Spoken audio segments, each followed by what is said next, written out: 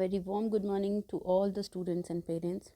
कैसे हैं आप सब? आई होप आप सब अपना ध्यान रख रहे हैं। चलिए बात करते हैं आज की वीडियो के बारे में। आज की हमारी जो वर्कशीट है वो है वर्कशीट नंबर 106 और आज डेट है 11 नवंबर 2020। चलिए हमारी जो वर्कशीट है अब उसके बारे में बात करते हैं। Hello students, look at the given picture and name as many as objects as you can. अब देखिए इस ड्राइंग में जो भी हमें ऑब्जेक्ट्स दिख रहे हैं, bed, photo frame, watch, table, lamp table के ऊपर, विंडो, जो भी हमें चीज़ें दिख रही हैं, अलमीरा, मिरर, जो भी हमें चीज़ें दिख रही हैं, हमें उन सब चीज़ों को देखना है और पहले उनकी एक लिस्ट बनानी है। चलिए in the picture we can see a bed, a door, a table, a chair, a window, a lamp, a clock। उसके अलावा भी बहुत सारी चीज़ें हैं इसके अंदर। ओके, चलिए आगे बात करते हैं। Now look around and name the other objects which are there in your house। अब आपको अपने आसपास देखना है और आसपास की चीज़ों के नाम लिखने हैं कि और कौन कौन से ऑब्जेक्ट आपके आसपास हैं। Today let us try to put these words in a sentence using it is a। और आज हम ट्राई करेंगे कि हम उन चीज़ों को एक सेंटेंस में लिखें और आगे लिखेंगे इट इज़ अ। इसका मतलब है ये एक, और फिर जो भी वो चीज़ है उस चीज़ का नाम। जैसे माने मैंने बेड देखा तो मैं लिखूँगी it is a bed. Let me give you few examples first. और सबसे पहले हम कुछ एग्जाम्पल्स लेंगे। ओके, जैसे है ये it is a bed, it is a table. हम इसी तरीके से आगे भी अब देखेंगे और हम इसी तरीके से आगे लिखेंगे भी। Good, now it's your turn. Try to put the words given above in a sentence and speak them aloud. अब ये जो सारी चीज़ें ऊपर लिखी हुई थी, इन सब चीज़ों को हमें सेंटेंस में बोलना है। Okay, you got them right. अब हम इन्हें बोलेंगे it is a table, it is a chair, it is a mat, it is a lamp, it is a clock। इस सब का मतलब है, ये पहली बात तो की बात हो रही है सिर्फ एक चीज़ के बारे में। हम अ का यूज़ उसी चीज़ के आगे करते हैं जो एक हो। जैसे एक ही टेबल है, एक ही चेयर है, एक ही मैट है, एक ही लैंप है, एक ही क्लॉक है। तो उन सब चीज़ों के आगे हमने अ लगा लिया है।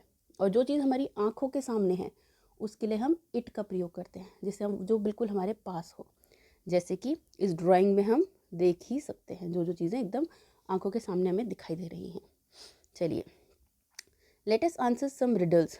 Are you ready? You must answer them using it is a. आपको इनके आंसर्स देने हैं और पहले क्या लगाना है? इट इज़ अ, जिसका मतलब है यह है एक, और फिर जो भी वो चीज़ है उस चीज़ का नाम। It is usually at the starting point of a room, you always close it when you go out. What it is? ये अक्सर जो कोई भी कमरा होता है उसके शुरुआत का हिस्सा होता है और हम हमेशा जब भी बाहर जाते हैं तो इसको लगा के जाते हैं। क्या है ये चीज़? Yes right, door. Next, it is made up of wood. ये लकड़ी से बना हुआ होता है। It has 4 legs. और इसकी कितनी टांगें होती हैं? 4। And you keep your books on it. और आप अपनी किताबें इसके ऊपर रखते हैं। तो क्या है ये चीज़? सोचिए, बताइए। Yes you are right, it is a table.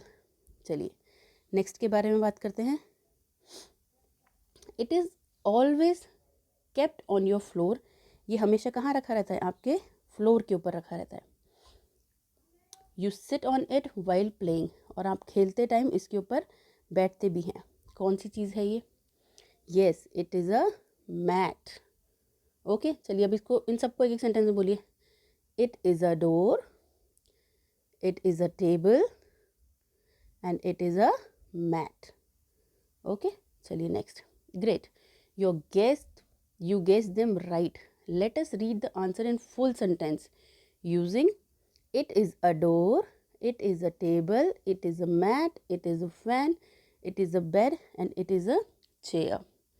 ये जो नीचे सब चीज़ें लिखी हुई हैं हमें इन सबको कैसे बोलना है? इनके आगे इट इज़ अ लगाकर।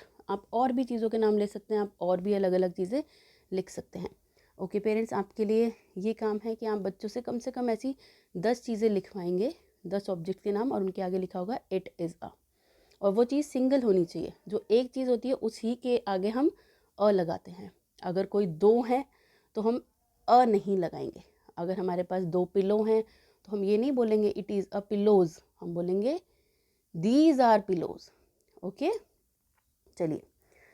ओके पेरेंट्स, अब आपके लिए सुझाव है, हमें बच्चों को बताना है कि आज 11 नवंबर को राष्ट्रीय शिक्षा दिवस है। हम 11 नवंबर को किस तरीके से मनाते हैं? राष्ट्रीय शिक्षा दिवस के रूप में। आज मौलाना अबुल कलाम आज़ाद जी का जन्म दिवस है।